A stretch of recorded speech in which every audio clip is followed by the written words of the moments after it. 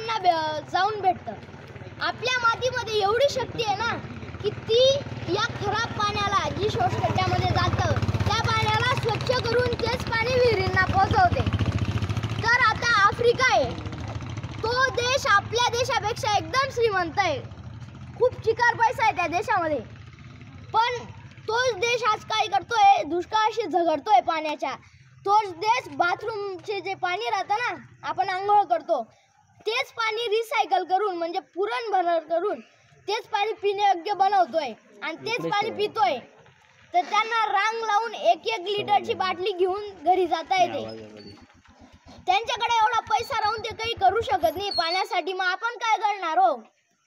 आपला भारत तर एवढा श्रीमंत नाही आहे ना, बरोबर, ते एवढं झगडताय पाण्याशी, मग आपलं काय होईल?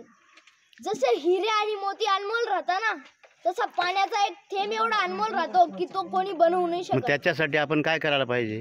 त्याच्यासाठी आपण शोषखड्डे करायला पाहिजे, जास्तीत जास्त झाडे लावली पाहिजे, कारण की झाड कमी होत आहे त्याच्यामुळे पाऊस पडत नाहीये, निसर्ग कोपवतोय।